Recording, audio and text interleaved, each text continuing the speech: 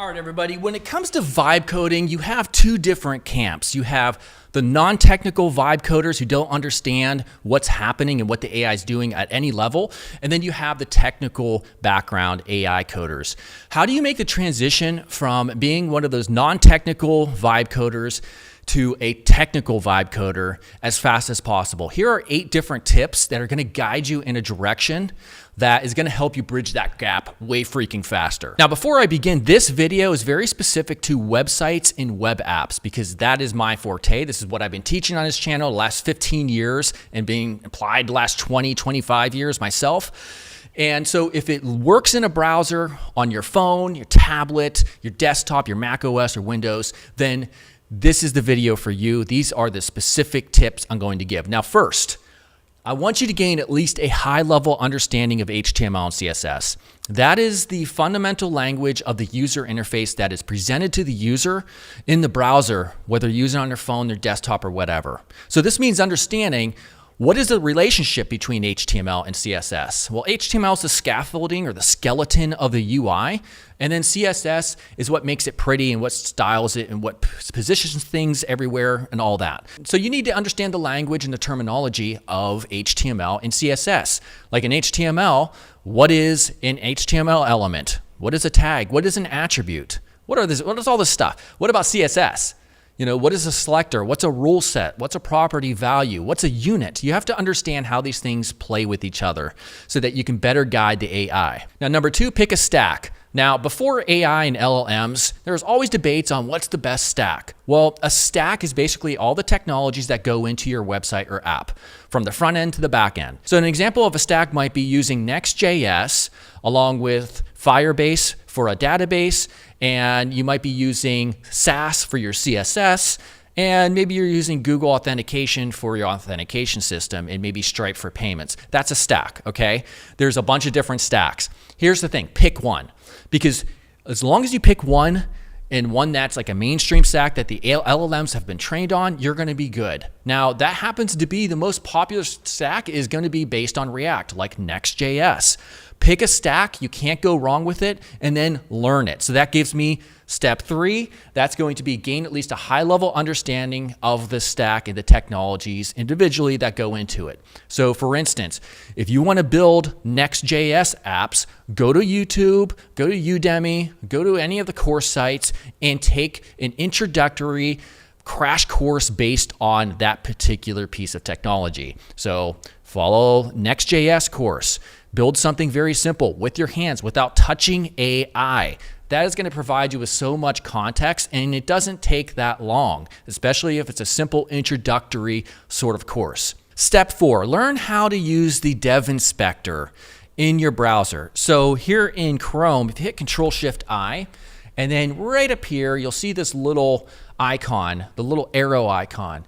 Click this, that highlights it in blue, and then guess what? We can start hovering all over the HTML elements, which is the document. It lives inside the document object model, the DOM. You might hear this term thrown around.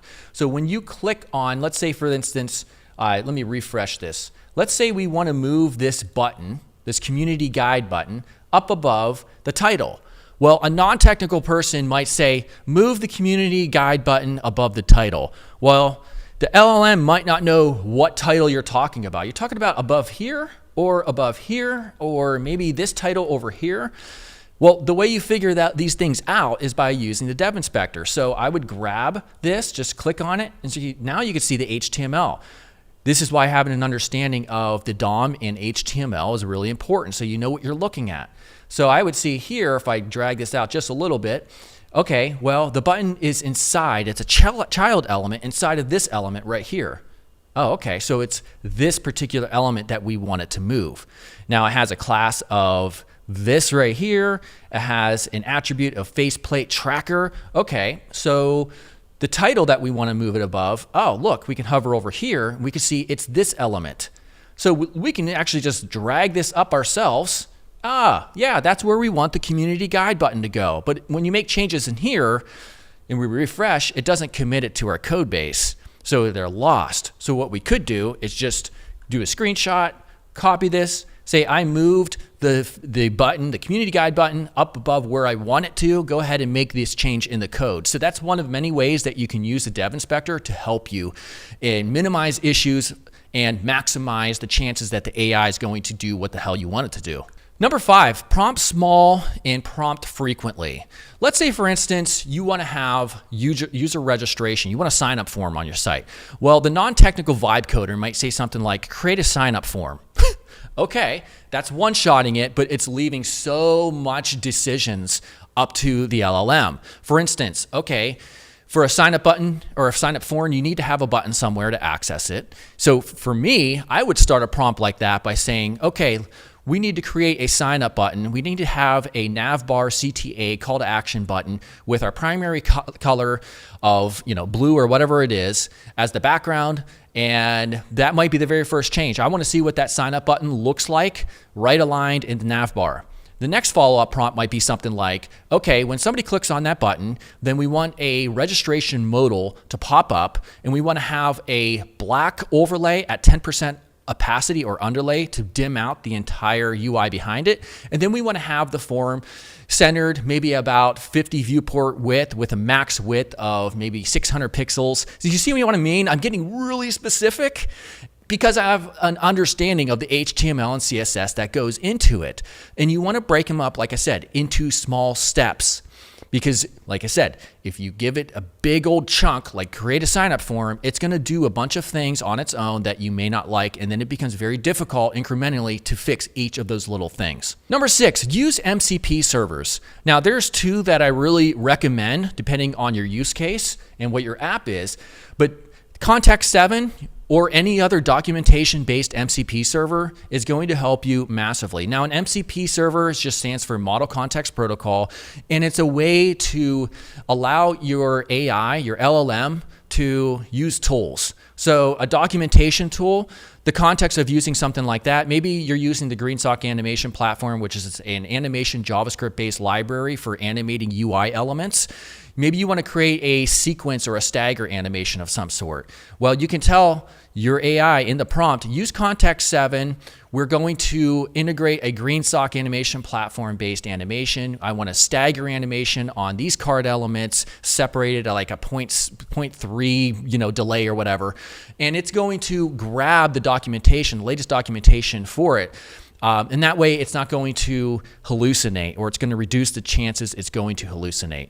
Another MCP server that I would use if your tool has a backend of some sort is going to be any type of backend that has an MCP tool for it. So Supabase, for instance, has a great MCP server so that when you have a backend, like if you have a user authentication or you're storing data, people are entering stuff in forms and stuff like that, then instead of the AI telling you, giving you SQL code and all this stuff in terms of how to set your database up, it'll do it itself. Now, of course, there are security risks with that, but that's another different topic. Stack security. This is very important. Sometimes the AIs don't code with security in mind. We know this because of the few vibe-coded apps that have got very successful.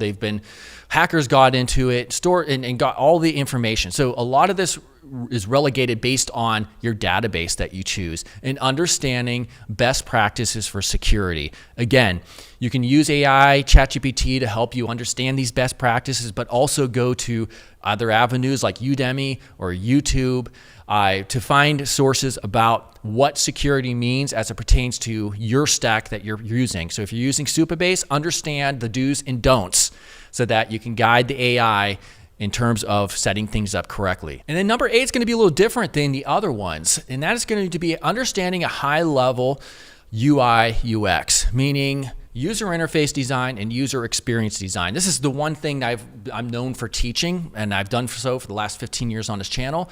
And I'm going to show you a tool of what I mean and why it is so important to understand basic UI UX design principles. So this tool is free. It's on my website, and it's called uEye. U-E-Y-E. So this is what it is. It just requires a free account. There's nothing you have to pay for. And this is a little course, and it's based on these interactive modules. So they're not videos. So let's say I click on simple login form. It's going to show you a little UI element of sort. In this case, it's a little login button area or login form. And you can see over here, we have all these different UI fundamentals: white space, contrast, color, typography, scale, alignment, visual hierarchy. These show up on all these little interactive tests and challenges. You need to choose which one is not applied correctly or which ones are not applied correctly based on what's happening here in the UI. Now, a lot of people would say there's nothing wrong with this, but the UI, somebody who has a trained UI eye would say that's not true. So for instance, look at the alignment of the username and password element compared to how these are left aligned. So these are centered, and then the other text and all this other stuff is left aligned. Well, I would say alignment would be an issue. So I'll click on alignment, and guess what? It's going to show you what this looks. That looks much better. Now it's much more consistent in terms of alignment. Now what else is wrong? Because it didn't forward us to the next one. So I would say, there's a fly flying around here. Get out of here. I would say, okay, the text fields right here, they're hard to see, aren't they? They're almost the same color as the shade as the background. So contrast is an issue. It's going to show you what better contrast might look like. Now, there's multiple ways to achieve good contrast. Instead of maybe making that background white, we could have made a stroke, maybe a 3-pixel white stroke around them, something like that. Having an eye for this stuff and understanding UI, UX is very important. Let's do one more. Here's a drop-down menu. Okay. This looks hard to read, where it says risk management is black, and then this is real dark as well. Yeah, you can read it, but some people might not be able to. So I'll say contrast. That's much better to read. See, having an eye for this stuff, very important. What about this part? This typography, this looks like a different font than this and this. So the typography is not consistent. You want to minimize your usage of different fonts as much as possible. So I'll click typography, and it's going to okay, so now it looks more consistent. Wait, there's something else wrong. What looks off here? Well, maybe the logo, I think it looks really small, right? Maybe we'll say scale. Okay, and what's cool about this tool is like you can show the before. This is what it looks like not designed ideally, and then show after. Now everything is much more consistent. Gaining an understanding of UI UX is very important because literally it's what people are using and interacting with on your app. And if you don't understand this stuff, you're going to have a hard time. So hopefully those little tips helped you. Make sure to subscribe here because I am covering this at 4 to 5 videos per week. A lot of AI, a lot of hand-driven skills as well, because that is what it takes to go from vibe coder to somebody who's much more technically and therefore much more successful in terms of the apps and websites we can build. I will see you soon. Goodbye.